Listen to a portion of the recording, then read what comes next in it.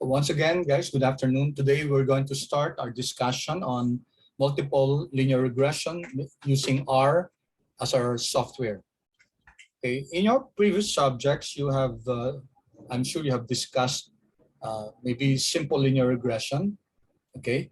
And it's a statistical tool. It's a statistical technique where we attempt to explain a variable using other variables.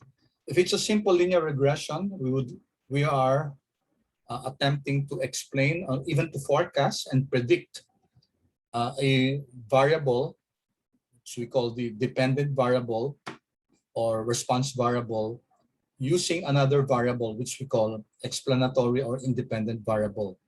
In the case of multiple linear regression, we are using more than one explanatory variables to try to explain or predict our response variable. So in a nutshell, guys, MLR or multiple linear regression, or simply multiple regression, as I mentioned a while ago, it's a technique, statistical technique, where you use several variables, independent variables or explanatory variables, in order to explain the behavior of your one dependent variable.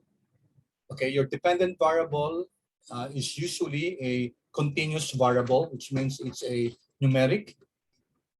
Okay, and it's usually continuous in the sense that its values are can consist of decimals. Okay, so what's the goal of MLR? What's the goal of multiple linear regression? Well, as the name suggests, guys, as the name of the independent variable suggests, we try to explain the response variable, and not only explain, we also try to predict or to forecast our explanatory variable. Okay. Now the method used in regression is what we call OLS, or ordinary least squares regression. And as we continue, as we discuss this, we're going to learn the concepts of OLS, or ordinary least squares. Okay. Now, in the course of this, I inserted here or included here some references. Okay, for example, formula and calculation of multiple linear regression. Why don't we open this? Can we open this? Okay, let's copy this. Control C. And then let's see what this reference gives us. Okay, sorry, I think, yeah, my apologies. This is all about writing equations. Okay, it's not about linear regression. So I gave this reference, guys, in order for you, for example, if you have an assignment, to be able to, okay, apologies for this. This should be, okay, this site, guys, is to explain how you write equations in our Markdown. Okay, if you take a look at this equation, guys, this was generated based on this chunk of code. Okay, so the $2 signs here, beginning and the ending, tells us that this code should be printed outside this code chunk. Okay, so if you take a look at this, guys, the output of this chunk of codes is this one. Okay, so what's this, guys? This is just the equation for your multiple linear regression. So let's take a look at the equation. Y sub I, this is your dependent variable, is equal to beta null. Okay, this is your intercept, plus beta 1 times xi 1. This is your first independent variable, and beta 1 is the slope of this independent variable 1. This measures, beta 1 measures the marginal effect of variable 1 on y1. Okay. What do I mean by marginal effect? Okay, it means, let's suppose, guys, that this is, let's say this is 2. Beta 1 is equal to 2. It means that for every 1 unit increase in variable x1, then there's a corresponding 2 units increase in y1. Ceteris paribus. Ceteris paribus means all things being the same. It means that we're not increasing variable x2, variable x3, up to variable xn. Okay, so this is the basic equation for multiple linear regression. This is it. Okay, formula and calculation of multiple linear regression. Okay, so the betas here are the slopes. Okay, and they measure the marginal effect of the corresponding independent variables on your dependent variable. Okay, where yi is the dependent variable, xi is your explanatory variables, beta null is your y-intercept, and beta sub n, see there are several betas here, beta 1, beta 2, up to beta sub n. These are the slope coefficients for each explanatory variable, and epsilon being the model's error term, okay, also known as residuals.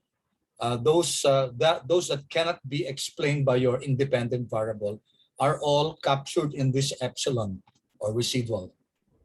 Okay. Now, may I ask you guys, could you kindly chat if you have met this formula before?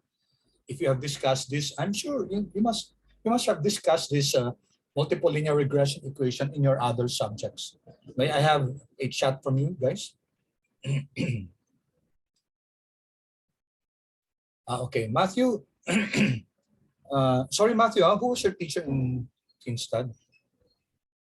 Miss Chow, sir. Okay. So Miss Chow briefly discussed the concepts of multiple linear regression. But you use Excel, right? Yes, sir. Okay.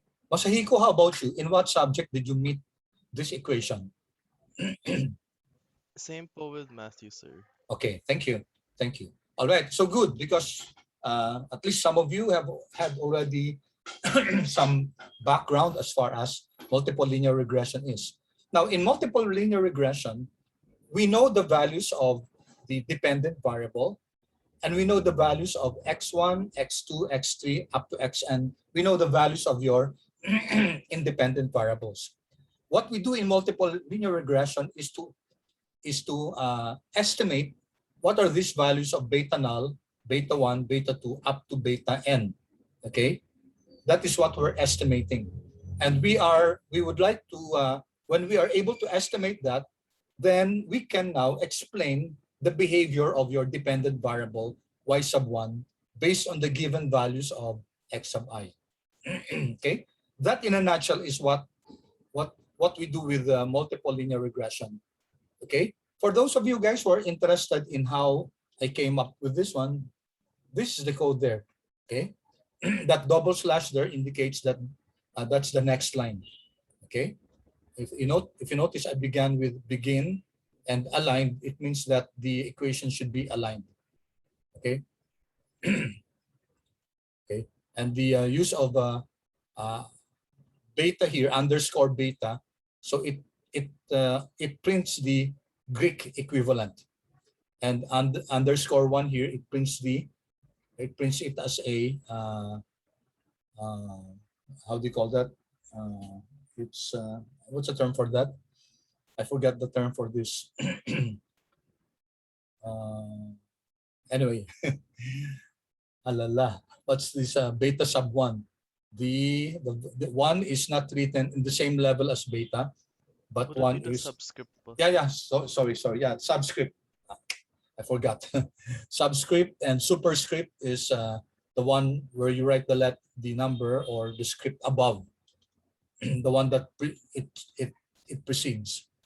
Okay, so as I said, guys, this in a nutshell is your equation for multiple linear regression. If it's only simple regression, guys, then you only have one predictor. You only have one independent variable. So it stops at beta 1 x1 and then plus epsilon. In this subject, we're not going to deal with simple linear regression. Maybe just one example. And then we're going to use it as a springboard to do multiple linear regression. Okay. And again, guys, we're going to make use of R and also Python in this subject so that you have a variation of the software that we're going to use. Okay. Now, when we do regression, guys, there are certain assumptions that come with it. These assumptions are very important because if we violate these assumptions, then we have to reassess our model. Okay. The first assumption is the linearity of the data. What do we mean by linearity of the data? It means that the relationship between your dependent variable x, y, and your independent variable y, x, should be linear. If you plot x, y, and x on a Cartesian coordinate plane, the relationship should be linear. Okay, let me see. I'll illustrate that using this one.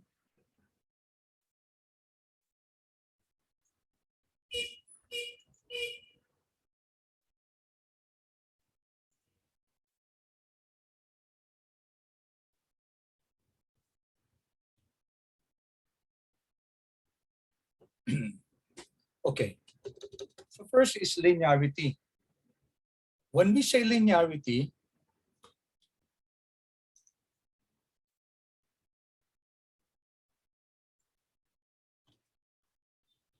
okay, when we plot your dependent variable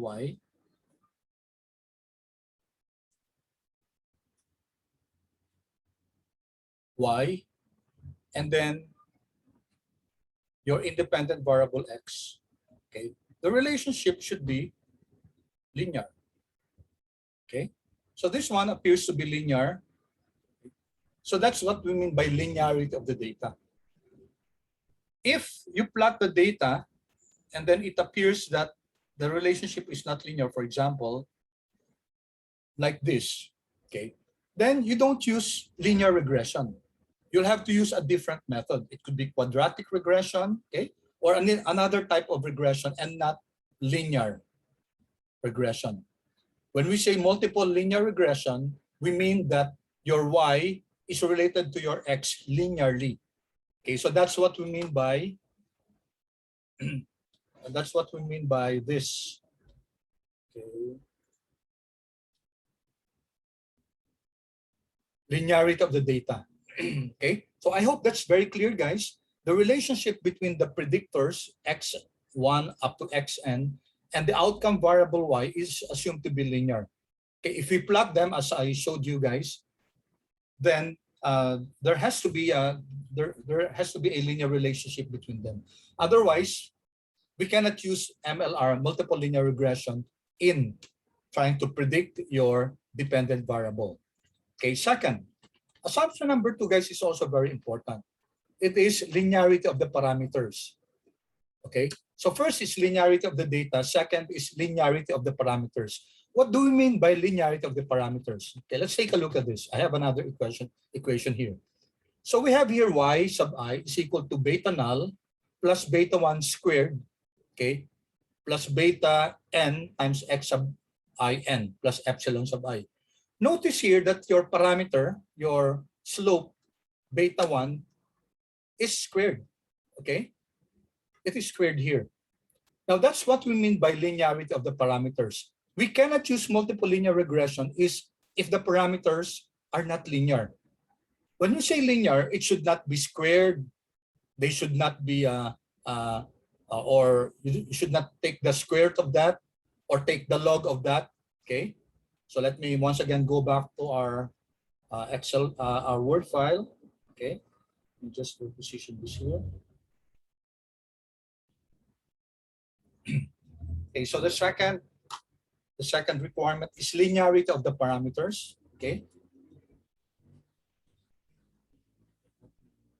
Here.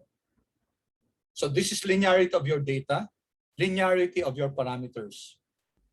Okay, so if you have a model y sub I and you're trying to explain it using your independent variables, okay, plus b2, x2, let's say plus a log of B3 X3 plus the square root of B4 X4. Okay. Now take note, guys, that your parameters are not linear. Log of B3, square root of B4, and let's add maybe B5 squared, okay, or B5 to the 3 halves power. Okay, we cannot use multiple linear regression if we have such a model. Okay, when we say linearity in the parameters, the parameters. Okay, so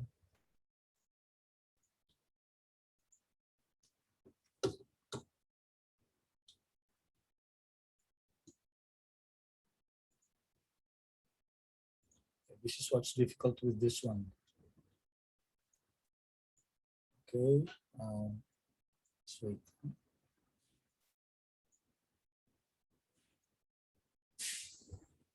This is where I always have difficulty.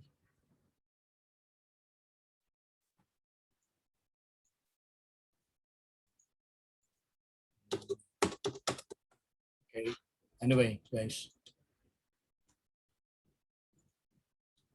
Okay, sorry, I'll just include it here, okay? When you say linear in parameters, it means that your equation y sub I should be equal to beta null plus beta 1 x1 plus beta 2 x2 plus beta 3 x3 plus dot plus beta n xn plus your error term. Okay? So that's what we mean by linear in parameters. Betas null, beta 1, beta 2, beta 3, beta n, because that's what we're trying to estimate. There should be no non-linearity as far as the slopes are concerned. Okay, so hindi siya pwedeng naka-square root, hindi siya pwedeng naka-cube, hindi siya pwedeng naka-log. Okay, so that's what we mean by linearity in the parameters. Okay, sandali lang guys ha. 1 minute.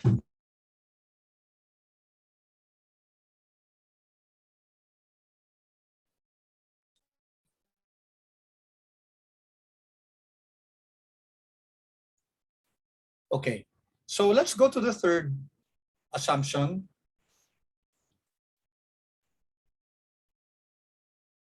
Okay, so you can see here guys, so before we go to the third assumption, hindi pa pwede ito, yung B1 squared or square root of B2, etc. or log of B3.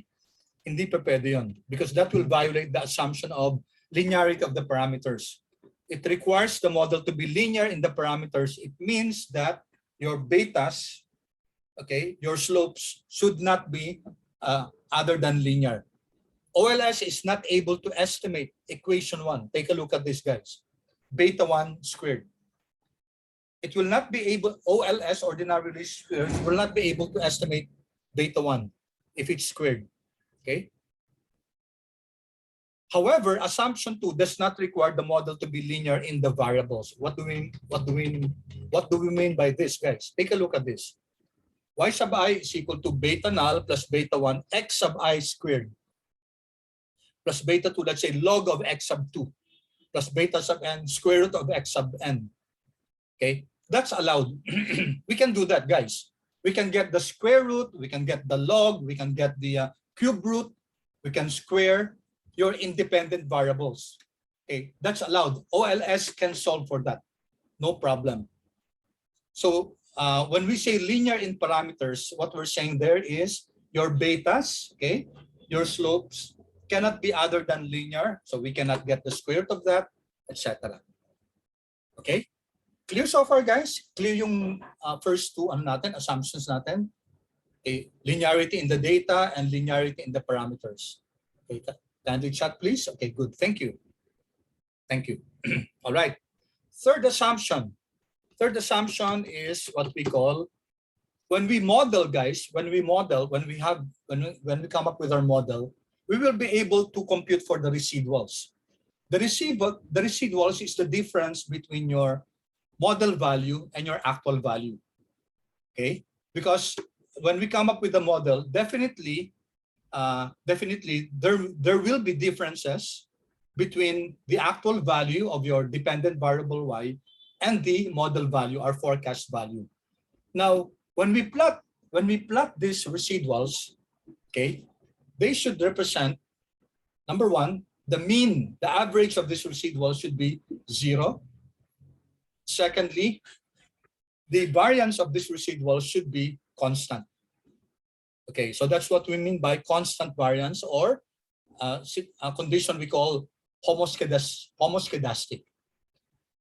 The opposite of this is a plot where the residuals are heteroskedastic, which means that the variance of the residuals are not constant. Okay, so I think yeah. Okay, there are some references that I place here, guys. So why don't we open this? Okay, let's see. Control C. And there are many references, guys, that we can use as far as the assumptions of classical linear regression model is concerned. Okay, so this is from the Albert blog. Okay, indicates here the key assumptions of OLS. Okay, that one, the linear regression is linear in parameters, which was our number 2. Okay, the conditional mean should be 0. Okay, and these are the other assumptions that we haven't discussed yet. Okay, so this illustrates, guys, an example of the constancy of variance of the residuals. So in this diagram, okay, you notice that this is a plot of the residuals of the error terms of the deviation of the actual value of the forecast value or predicted value from the actual value. Notice that the residuals show a particular pattern there. It's not constant. The variance is not constant. So it seems to be growing over time, increasing over time. So there is no constancy in the variance of the residuals. So this is a situation which we call heteroskedastic distribution of our error terms, of our residuals. This is also heteroskedastic. Okay, it displays a certain pattern. While on the other hand, this one, if you notice this one, guys, if you look at several values of your x here, okay, for example, this one, at this level of x, you notice that the variance is this level. But at this value of x here, you notice that the variance is at this level. So the variance is not constant. Okay, in this case, it's increasing across increasing x. On the other hand, this one is decreasing across decreasing x. This one is constant. If you go here at this level of x, this is the variance. If you go here at this x, this is the variance. So this is what we mean by constant variance or homoskedastic distribution of your residuals. Okay, so this is a very good illustration. So when we do diagnostics, so it's not enough, guys, that we're able to come up with our model. We have to plot the residuals and see if our residuals display constancy in variance. If not, guys, if they do not display constancy in variance, then we have to do something. We have to remedy it and do some modifications as far as our model is concerned. Okay, let me pause for a while there. Okay, so far, guys, any questions about assumption number 3? The variance should be constant or it should be homoskedastic. Clear so far, guys? Yes, sir. Okay. About the rest?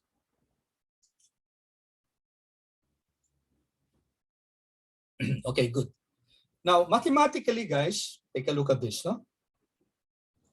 There is homoskedasticity and no autocorrelation. Okay, mathematically, it's written this way. The variance of your epsilon of your residuals given x, given your independent variable, should be constant. Sigma squared here is the variance, and this indicates that it should be constant.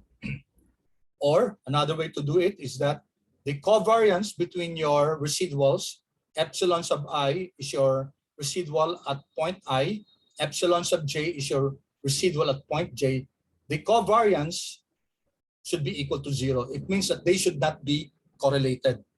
Walang relasyon dapat yung error term at point I and error term at point j. Kasi if there's covariance between them or correlation between them, then that means hindi homoskedastic yung distribution ng residuals natin. Okay? If I'm sounding Greek now, guys, just be patient. We will go through the process and we'll learn this more as we go along. Okay? So I'm just showing you some good materials by which, of course, I cannot include everything, guys, in our R. Okay, so that's why I'm including here some very good references, okay, for you to ponder upon or to study. This is another reference, guys, which I'd like to encourage you to do. And then, guys, I would encourage you, if you see some other references, if I may request you guys, please post it in our Canvas and share it with your classmates. Okay, para tulungan, guys, tulungan, para your classmates will also benefit from the reference that you saw. Okay, all right, so that's assumption number 3, homogeneity of your residuals variance. We call it homoskedastic dapat. If it's heteroskedastic, then that will violate the assumption of multiple linear regression, then we have to do something about it. Number 4, guys, assumption number 4, explanatory variables are not collinear. Okay, so what do you mean by collinearity of explanatory variables? If your explanatory variables or your independent variables are such that they're related to each other, they are collinear, then magkakaroon tayo ng problem, guys, doon. We will have a problem with that because they will compete in trying to explain your dependent variable. If they behave in a certain manner that, for example, so let me once again use our diagram. Now, okay, so let me just use another.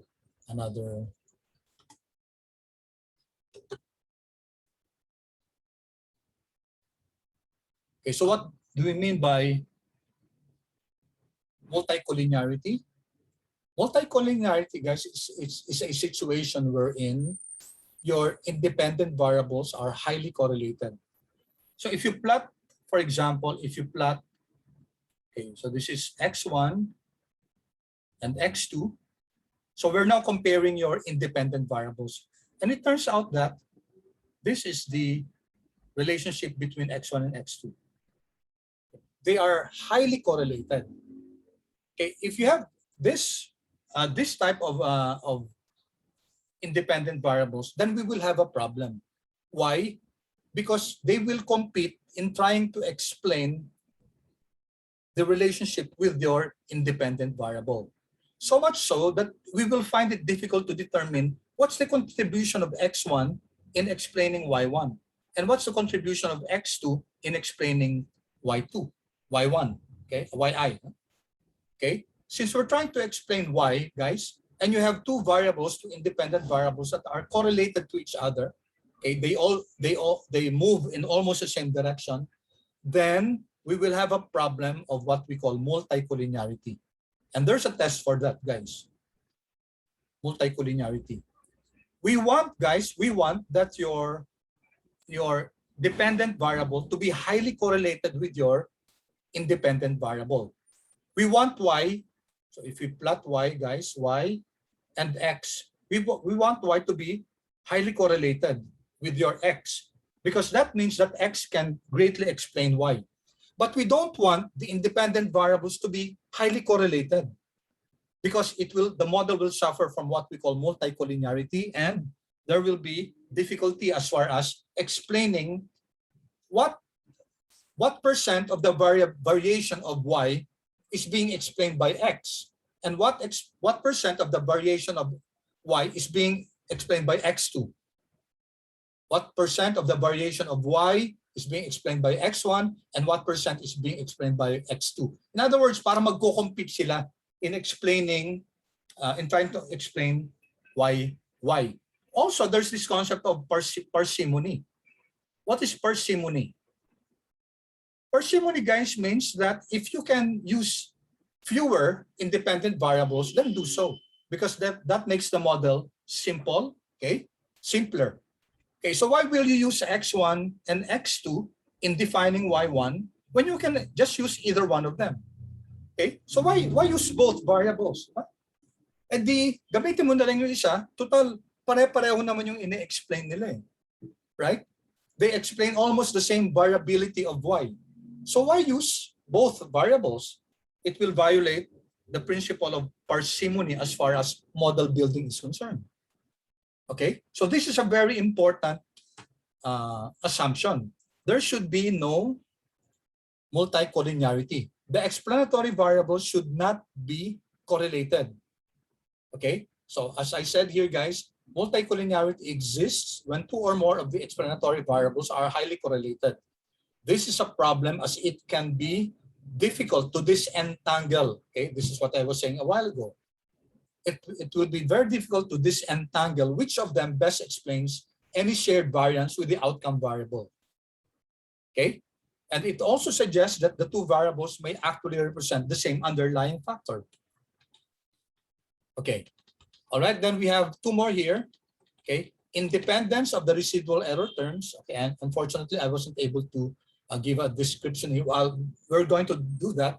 It only means a while ago, we said that the, if you recall, guys, the covariance. Okay, you recall this equation, guys? The covariance, okay, or the correlation of error I and error J given your X, okay, it should be 0. Dapat wala silang covariance or correlation. Okay, so it means, AKA, guys, the error terms should be independent from each other. Okay, this happens more with time series. So mas problema ng time series to kaysa cross-sectional data. Sa cross-sectional data, this seldom happens, guys. Kasi sa cross-sectional data, we can rearrange the data. Kunyari, we have data about, let's say, LaSalle students. So we're getting their, let's say, their GPA, their kung saan sila nakatira, and their behavior as far as buying certain items is concerned. Okay? So, yung ano, guys, yung dependence ng residuals seldom happen, or actually they never happen as far as cross-sectional data is concerned. Kasi pag ipag-arrange natin, guys, if you rearrange the data, the order of the data, then magkakaiba na, guys, yung epsilon sub I, epsilon sub J natin. Okay? Unlike time series, guys, where there is a forced order, kunyari, January 1, January 2, January 3, hindi naman natin pa pwedeng gawin January 1, then October 1, then April 2. We cannot do that. Because in a time series, guys, specific yung order ng mga data natin. Okay? So this number 5, guys, is more a concern when we're dealing with time series rather than cross-sectional data. Okay? And lastly, guys, is normality of the residuals. The residual errors, when we plot it, QQ plot, dapat normally distributed siya. Okay, so we'll discuss this in greater detail as we move on our sessions. Okay, clear so far, guys? Paki-chat nga kung clear so far yung ano natin, yung discussion natin.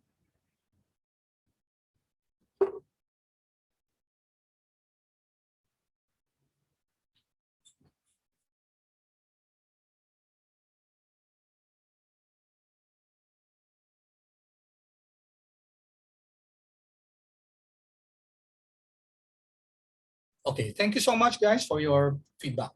Okay, now let's go, guys, to, could you okay, we're now going to start modeling. And the good thing with R, guys, is that there are so many packages available in R for us to do modeling, statistical modeling. And as I promised you, guys, towards the end, we're going to do machine learning. And that's really very possible in R and also in Python. Okay, so these are the packages that we're going to use for this model: Psych, Basetext, OLSRR, and Stargazer. Okay, so if you haven't installed this, kindly install them now. Okay, so this is how you install packages in R. Install that packages and then psych and then paste text. There should be quotes or single quotes. Now another way to do this, guys, bear me out please. Another way to do this is to go here in your packages, pane packages, and then here you have install. Okay, wait, sorry. You type here the package that you want to install. Okay, for example, psych, and then install. Then R will install that. Okay, so I'll give you guys. I'm sure that many of you, since you were not my students before, you have not installed these packages. So I'll give you 5 minutes, guys, to please install these packages. Okay, and then after installing, we require them using the library function. Installing the packages will not automatically mean that you can already use the packages. Okay, we first install the packages and then we call them out. Okay, we require them using the library code. Library, or this we can use also. Okay, let me just require set. So they have the same effect. Okay, either library or psych. Okay, so kindly install them now. And once you're done, guys, kindly write there in the chat box, complete or yes, installed or installed. So I'm going to wait for you to install these packages.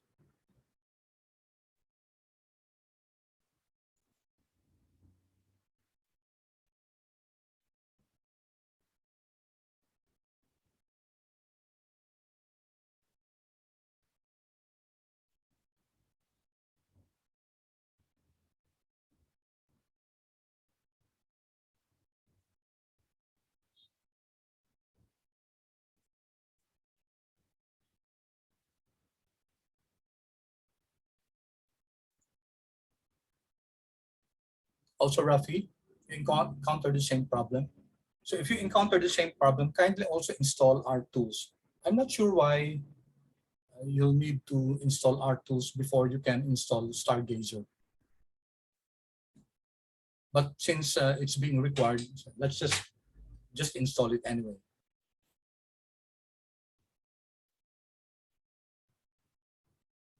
Okay, how about the others, guys? Any feedback if you are encountering any problems or if you have installed these packages? If you want to know more about these packages, okay, for example, the Stargazer. Stargazer is a very good package as far as presenting your tables is concerned. OLS is very good as far as stepwise regression is concerned. Psych and PasteX are very good for descriptive statistics. Either they have their own functionalities, okay, and they provide codes or functions that you can use in order to generate output depending on what output you want. For example, sa PasteX and Psych, you can use good descriptive statistics. Ganun lang, it's same POW. Install that packages R2 step. Okay, so there's a question here. Install that packages. Same thing, R2s. So is it capital T?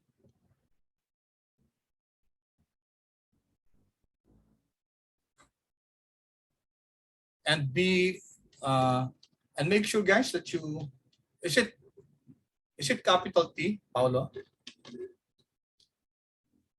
Kasi very specific CR sa spell. R tools is not available for version. Newest version na kasi R natin, no? Okay. Stargazer. If you can install Stargazer, try here, packages, install, then type Stargazer. Okay, try mo rin dito, Pao, dito sa files window. So the third tab here, files, plots, and packages. If you click this, then this appears, okay? type Stargazer and then install.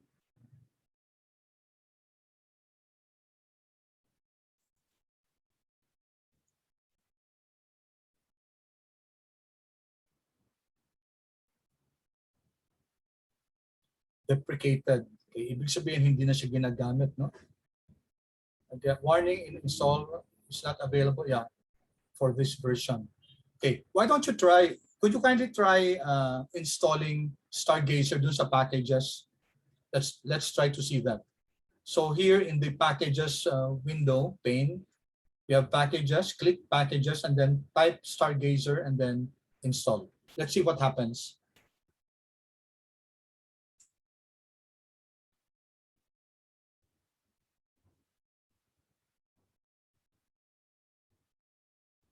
How about the rest of you guys? I think si Masahiko na ano na eh, no?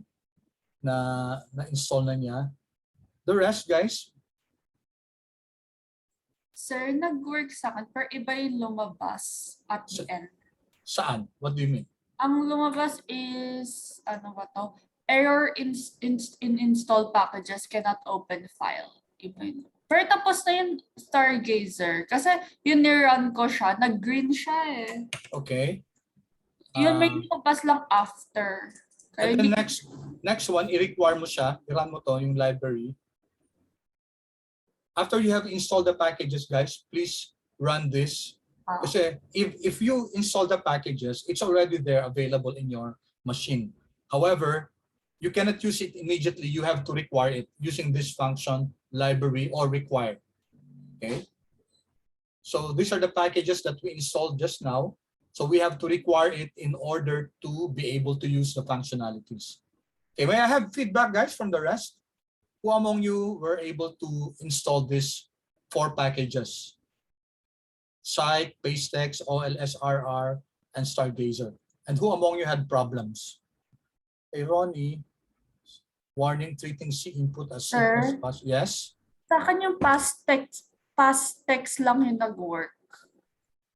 Yung Psych, hindi. Hindi ko alam ba.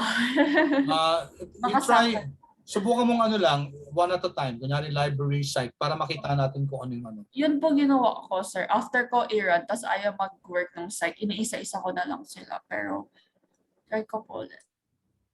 Okay, or try running it here in the console. No? Library, example library, Psych.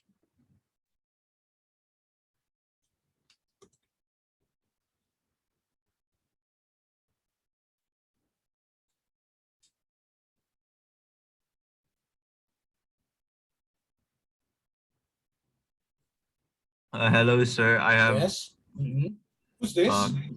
Gerald. Gerald, yes. Okay, so when I open the Stargazer package in the packages, I get like this message. I'm gonna copy it. Okay, sige. But I get this message, but I think when I open the other packages like Psych, I don't really get anything from the library. So okay yung Stargazer mo, no? Kasi sinasabi lang dyan na when you're using Stargazer, make sure to attribute yung Stargazer to Mr. Lava, no? So okay yung Stargazer mo. Now when Wait, you does run, it actually mean? huh? Wait, does it actually mean anything or? No, just for attribution. So he's Okay. saying that when you have outputs using the Stargazer function, just attribute it to Mr. Lava. Oh, okay. Parang attribution lang siya. Now when you run the other packages, kunyari, ito, library site. When I run this in my console, nothing really happens. It just goes to the next line. Ibig sabihin, ready na siya, available na siya for use. Also, take a look at this. Kunyari, ano ko dito, library, and then PasteText. Okay? And then if I run this, Control Enter, notice that it just goes to the next line. It means that this library, this package is already ready for use. Okay? So how about the rest, guys? Kamusta na?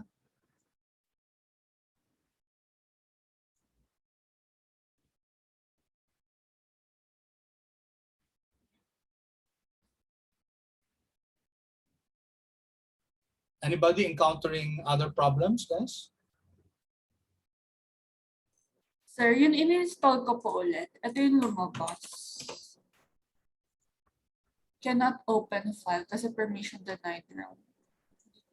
Error in install packages, cannot open file.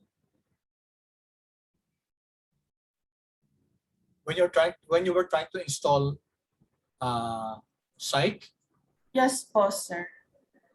i-try mo nga dito sa packages, dito sa window pane, window dito sa ano, di ba, packages, and then click packages and then type Psych. Okay. Sige, wait. Try that. And then install.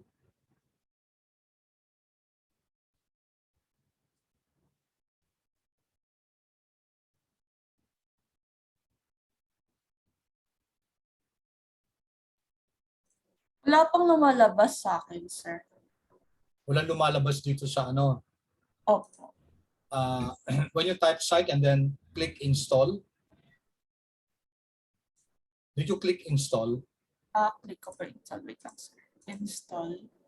Tapos po, sir. Hindi, type mo muna Psych, tapos install. Okay. Type Psych first, and then click install.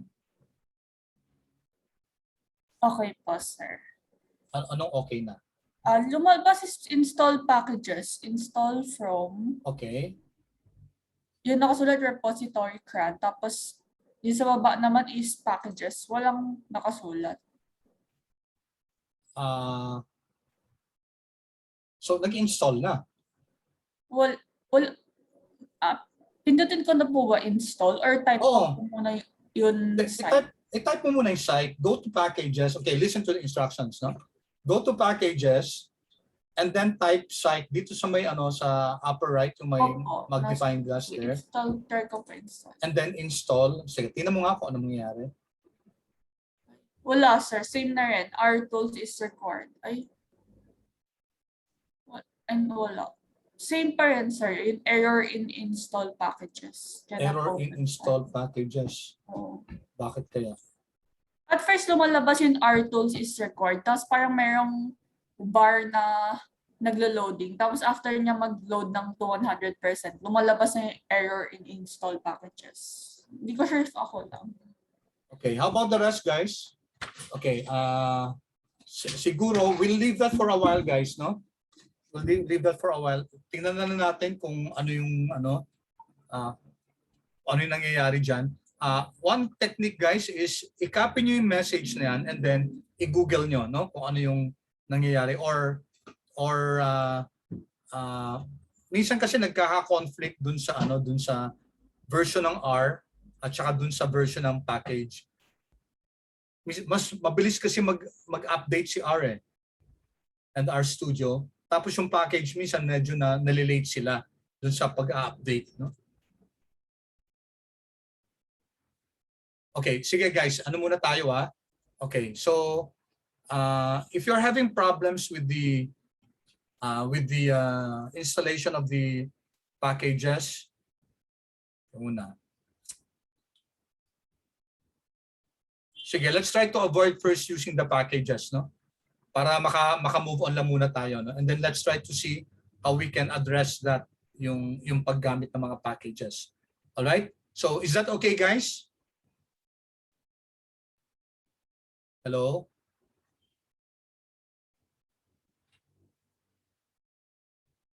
Okay.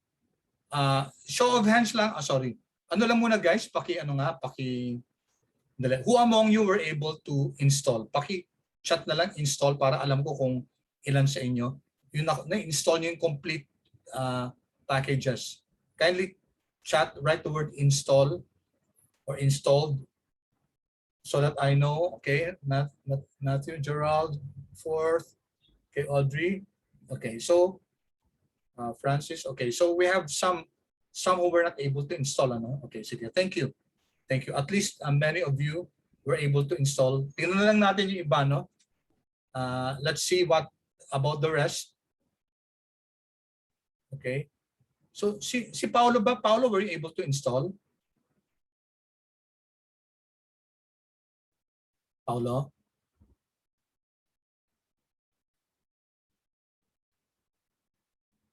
Hello, Paolo?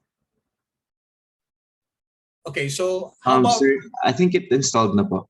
okay, how about writing there also not installed so that I know how many among you were not able to install it?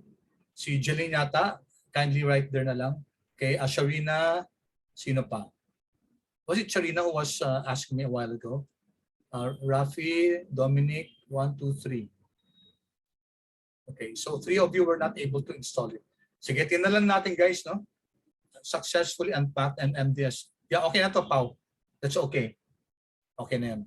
So si Sharina, si Dominic, and si Rafi. Okay? So tingnan na lang natin guys kung ano kung paano kung bakit nagkaka-error yan. Okay, so let's first move on here, no? First, so we're going to do multiple linear regression. Of course, we have to have data. I shared with you the data on wage, okay? The data on wage, and we'd like to import that to R. It's very easy to import data in R. So there are several ways to do this. One way is to do this in the environment window. Okay, so environment window, guys. Can you see here? Environment, then you have your import data set. You can do that. Okay. Another way is to use a code by which we import the data. Okay. So let's first use this import data set. If you click this, okay. So the file that we're using is a CSV file. So we can use the base R. The base here means that's the base package in R. There's another package called readr. Okay, so the one here, the parentheses here tells us which package you want to use. So let's just use the base R in importing the data set. So let's click this from text, click. And then what do we have here? Okay, for me, it's the file, the wage.csv is located in this folder. So kindly situate or locate where you saved your wage.csv file. So once you have that, guys, just click that file and then open. Okay, so let me pause for a while. Okay, so I'll wait for you to be able to open the file. And if you have reached this far, guys, kindly chat yes, which means that you are already at this point, this stage. Kindly chat yes, please. So what we're doing now is we're importing the file that we're going to use for multiple linear regression.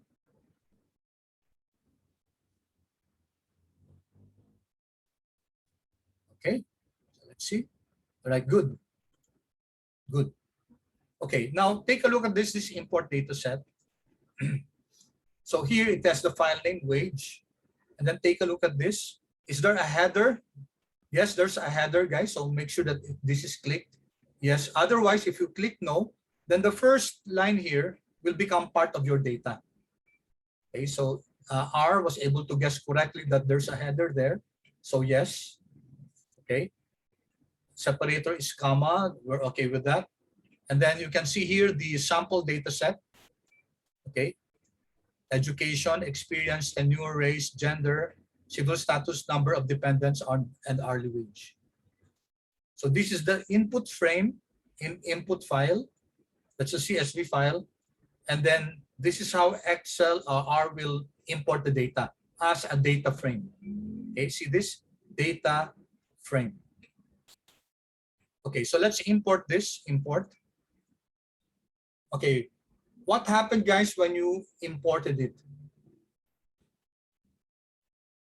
Did it automatically, guys, generate this tab, this worksheet here? Kindly chat yes, guys. Okay, yes. Okay, so automatically it generated this. Okay, so if you want to learn the code for that, it's here in the console window, guys. So here, let's copy this. Let's copy this, Control C, so that we know the code in importing the data set. Okay, I'll put this here, Control V. Okay, I copied it. So we have here wage. Then the function is read.csv. Okay, so this is from the base R. And then it tells us of the file location. And take note, guys, in Windows, the forward slash is actually backward slash. But R has converted it into, in my case, it's under C, drive C, users, FMD, and this is the folder where I placed it. Okay. All right. So this code is the same as the import data set that we did. Okay. And then you can see here the view wage. Okay. So automatically base R included this V wage now.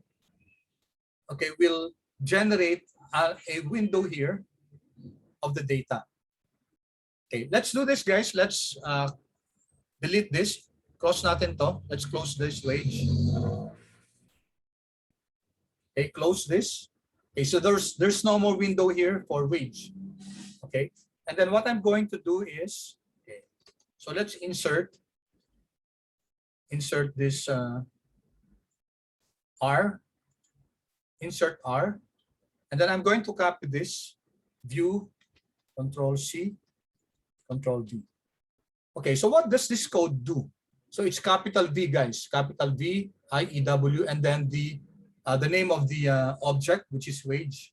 And if I run this, there, notice that it will generate this one. Okay, so this code, guys, gives us, it opens a window where you have your data. And it's very convenient, guys, especially if you're trying to examine, if you're examining your data. Okay, any questions so far, guys? Clear ba? Was everyone able to import the data set, the wage data set?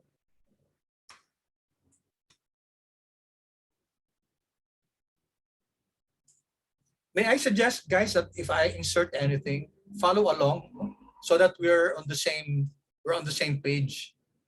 Okay, here I inserted this code chunk, and then we inserted this code view wage. When we run this, what happens is that R will generate another tab here, another window, okay, another tab where we can find the data.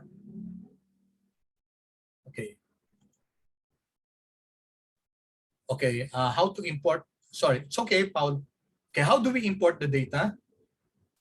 Okay, so we import the data, you go to environment. Okay, under environment, you have here import data set. Click this, and then it depends on what you're importing. Are you importing an Excel file? Are you importing a SAS file, a Stata file? So depends. Okay, we're importing a CSV file, which is a text. Okay, so we can either use the base R or the package with R. These are packages. Okay, base R is the R itself. Okay, so R comes with many functionalities. Okay, this is another one, read R. That's another way to import data set. But we use here base R. Base R, we could have used read R also. So why don't I use read R, no? Para makita natin difference. Read R. Okay. So take note, guys, yung window magkaiba, no? It's different.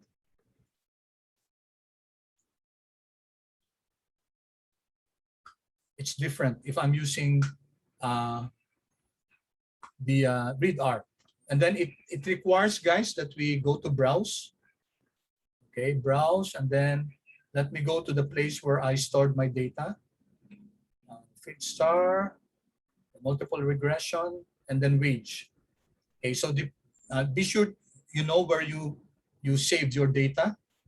Open. Okay, here I use, guys, the read R function. Okay, and you'll notice, guys, that it has a different code as compared to the base R. All right, then it gives us already the also the preview of your data.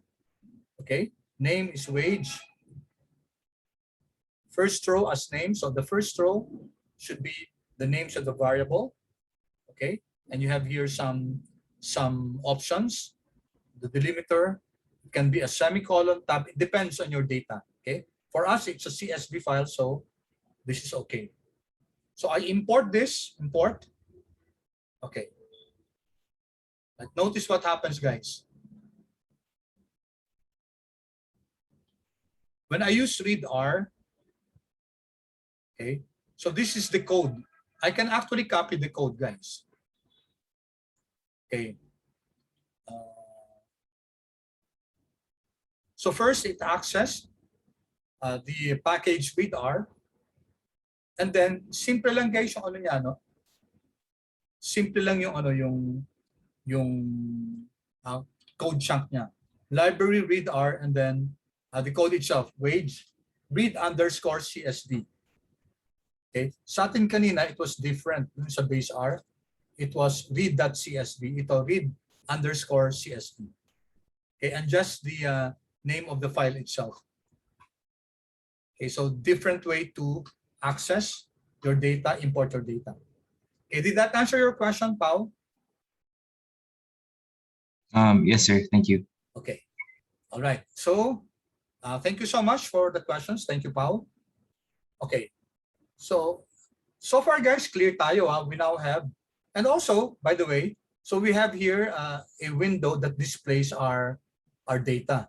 And not only that, guys, we know that wage is already inputted because you can see here under data, you have here, can you see this one? An object called wage, which has 526 observations of 8 variables. Every time you create an object or import an object, it will be reflected here in your data. So pay particular attention to your data here, your data window, because it tells us which objects or which objects are currently available in your R file. Okay. All right. So let's go to the next line, guys, examining data. There are several ways to examine your data. First is this one. We have already examined this using the view wage. Okay, so we said that if you want to create a tab where you can see your data, use this function, view, and then the object wage. Okay. So what else can we use? Many, guys, many. If you want to know, for example, the variables of your data. Okay, so let's briefly look at our object, names of wage, control enter. It will give us the variables: education, race, number of dependents, experience, gender, hourly wage, tenure, and civil status. So those are the variables, the names of the variables of our object wage. And if you check, guys, check education, educ, expert, tenure, race, okay, which are correctly identified. Okay, so if you want, guys, to see the first, let's say the first 10 rows of your function, of your object, we can use the wage function. Okay, if you press control enter, then it will give us the first 6 elements, first 6 rows of our object wage. If you count this 1, 2, 3, 4, 5, 6, this tells us, this gives us the first 6 rows. And it tells us it's a table, guys. It's a 6 by 8 table. What's presented here? 6 rows and 8 columns. 1, 2, 3, 4, 5, 6. Okay. 6 with 2 more variables. Hindi na niya napakita yung 2 more variables, number of dependents and hourly wage. Okay. Now, if you look at this one, guys, you remember this double, character. This is the type of this variable. A double is integer, okay? It's numeric. This is also double. So this education, experience, and tenure are all numeric. And it says here they're double. Race is character, gender is character, civil status is character, and the 2 other variables, number of dependents, that's double, and hourly wage, that's also double. Okay, So if you want the first, the default is 6, guys. If I want the first 10 rows, okay, you can make this head and then wage and then 10. Control Enter, and it will give us the first 10 rows. Okay. If you want the last, guys, you use the tail. Tail wage. Then let's see. Let's say the last 3 rows. So we use the tail function, tail, and then the object wage, and then it will give us the last 3 rows of our data. Okay. So these are the last 3 rows, last 3 rows of our data.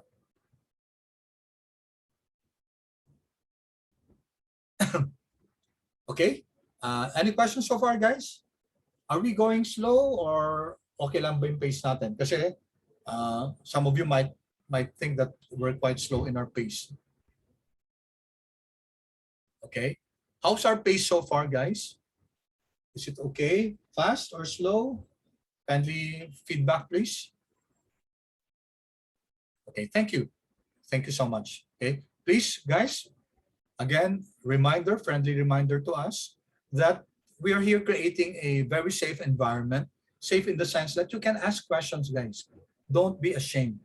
Okay, that's why I'm appreciating those of you who have been chatting or being open and telling me of their challenges. Of course, we may not be able to immediately answer your questions, especially dun sa software natin kanina, yung pag-install ng packages. Okay, I definitely don't have the answers to all of them. That's why we can explore later on kung ano ba yung issue ng pag-install ng mga packages na yan.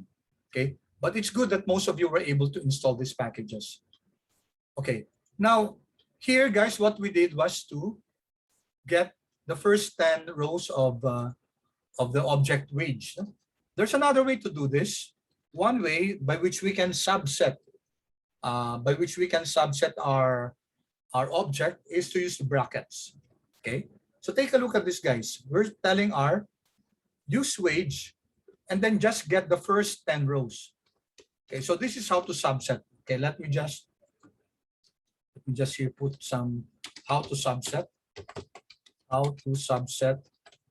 an object. Okay, the object that we want is wage.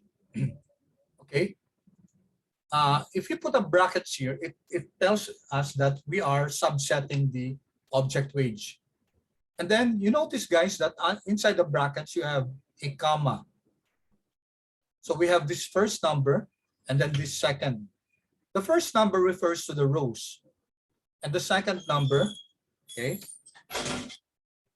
first refer to rows, then columns.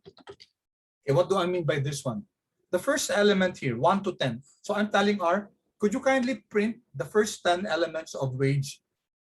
And then if I don't put anything here, it tells us to print everything that's in the columns. So first 10 rows and all the columns. So that's what this does. Okay, so if you press Control Enter, okay, so what do we have now?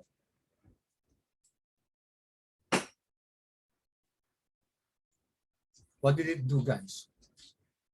Okay, so it printed the first 10 elements, okay, 10 rows, and then all the columns. It says here education, experience, civil status, and it says here with 2 more variables, number of dependents and hourly wage. Practically the same as this function, head, wage, 10.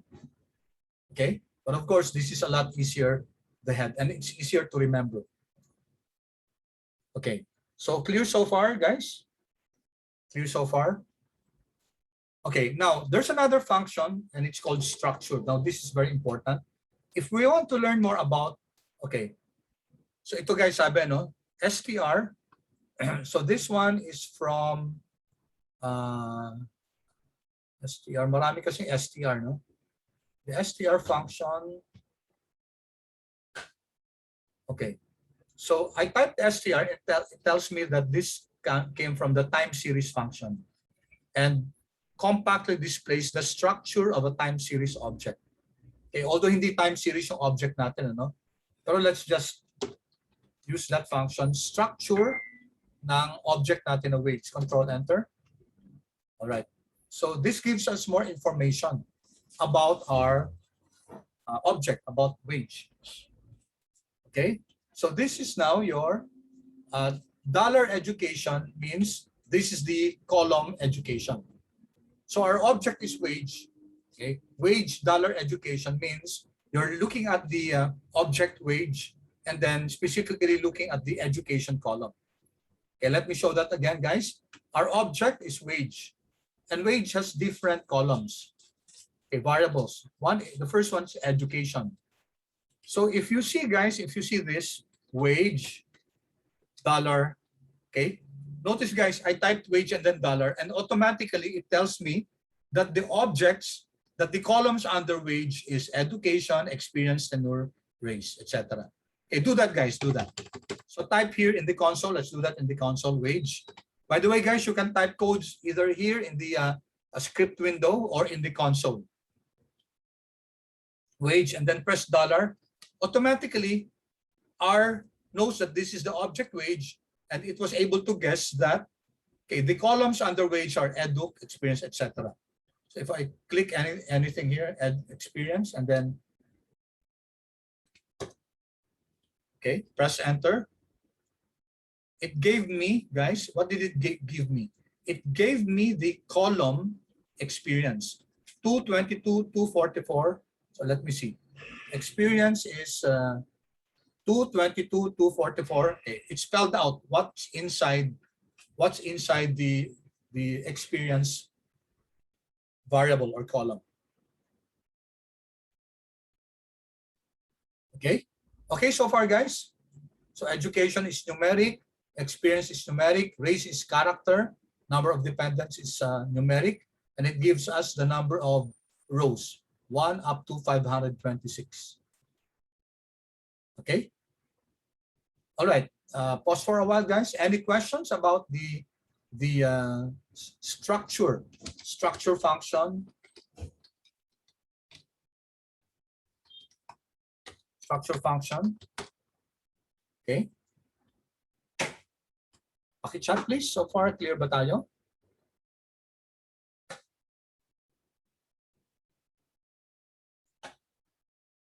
Okay, thank you. All right, then we can, for example, if we want to check, what's the class of wage? Anong class ba nung, what does this give us?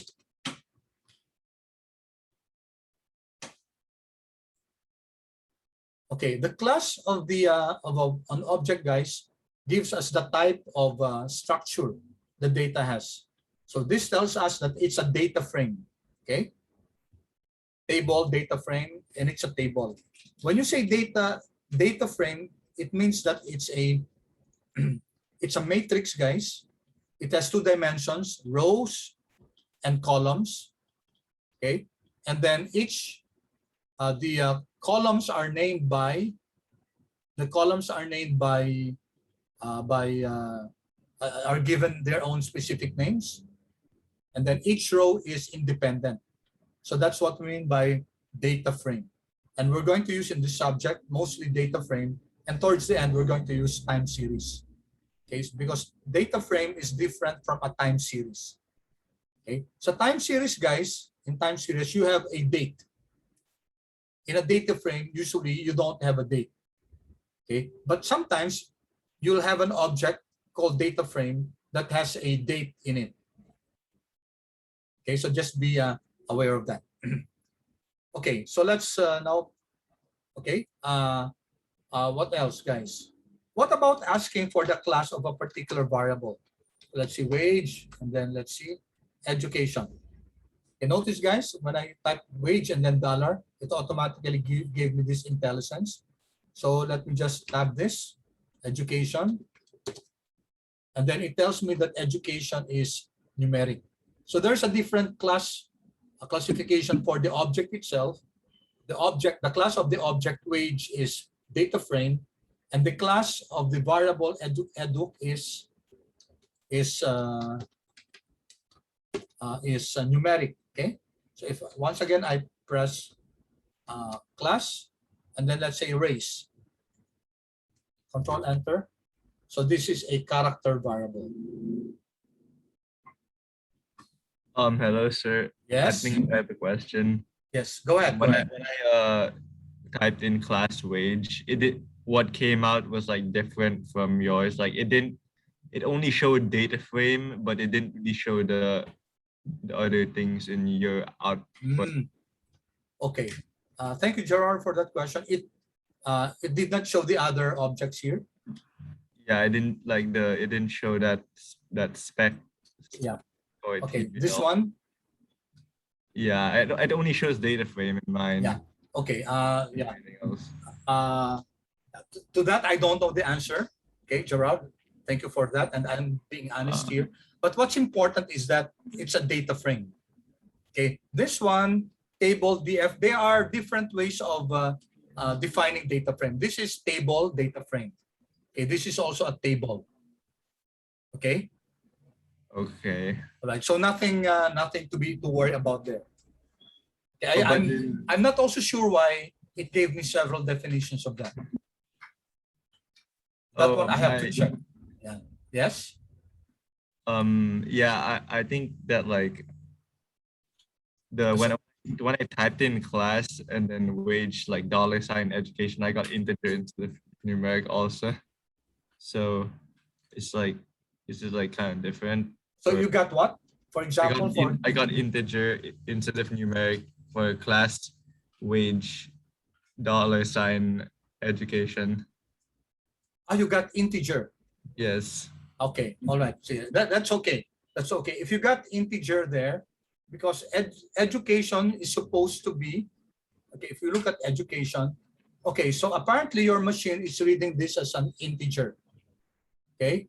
But in fact, it's not an integer because experience can be, it can have a decimal number, let's say 15.5, right? Or 9.3, that means 9.3, 9.3, 9 and 1/3 years. Okay, but that's okay. Okay, that's okay. We will not trouble ourselves with that because easily you can actually you can actually convert. Okay, you can actually convert if it's read as a integer. Okay, you can convert it into a numeric. Okay, let's sige, Gerard, could you kindly, okay, Gerard, okay, I'll ask you to, Should I show screen or? yeah, could you please show your screen? I'll make you co-host. Oh, okay then.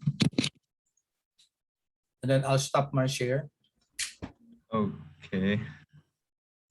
Okay, could you kindly share your screen, please?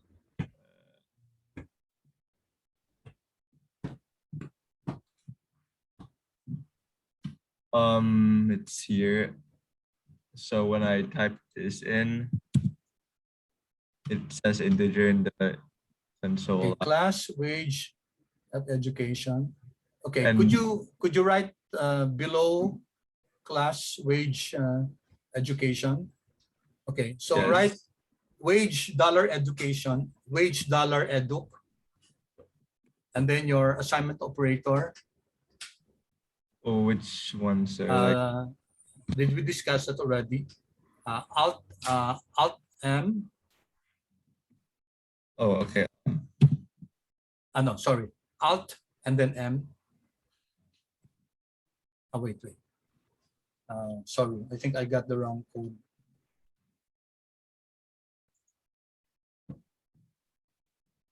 Hold the line.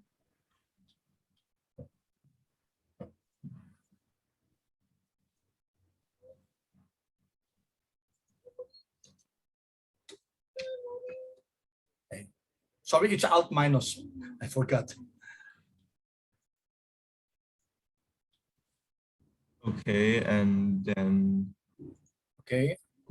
Alt minus and then wage and then as type as that numeric. As that numeric. There. Okay. And then wage $education.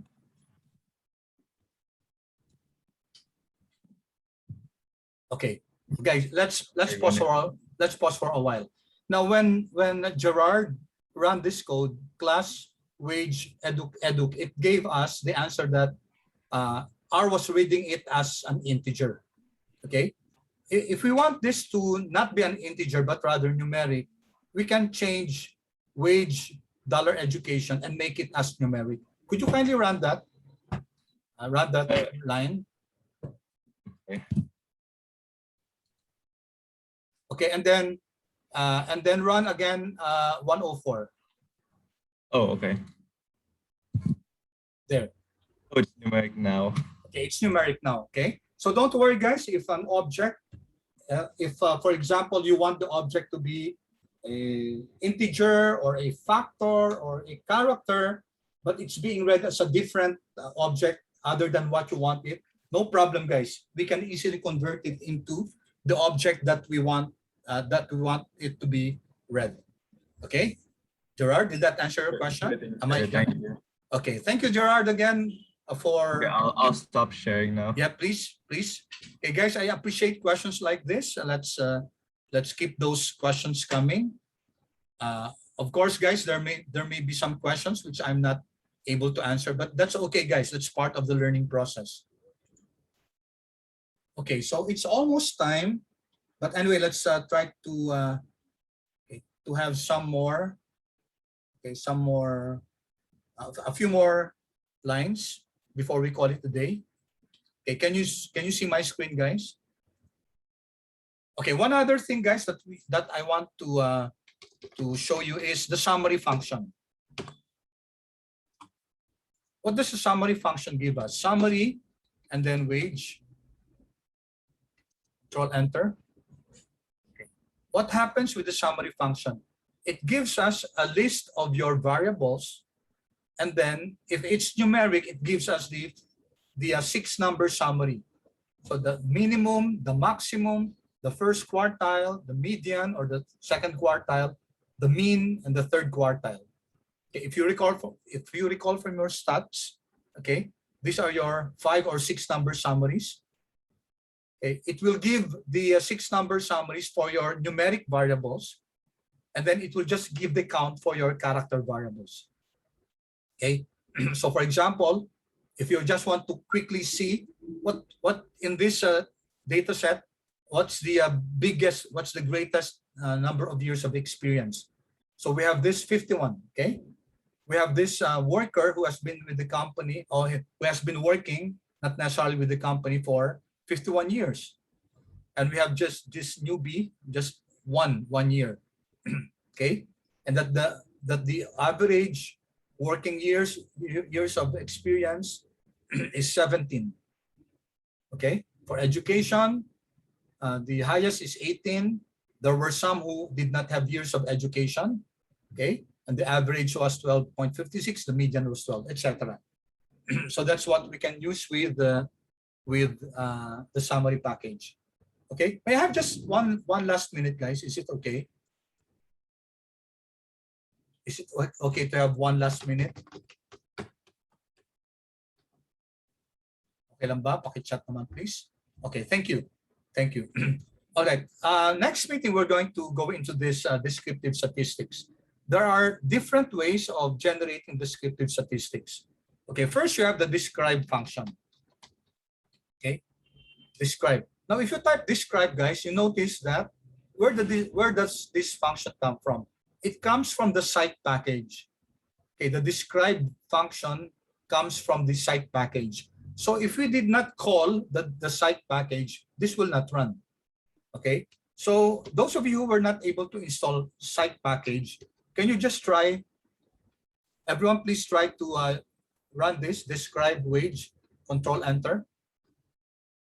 And it gives us some statistical summaries of our variables. Okay, you have the number n, you have the mean, standard deviation, median, trimmed median, mean absolute deviation, minimum, maximum range, skewness, kurtosis, and your standard error, etc.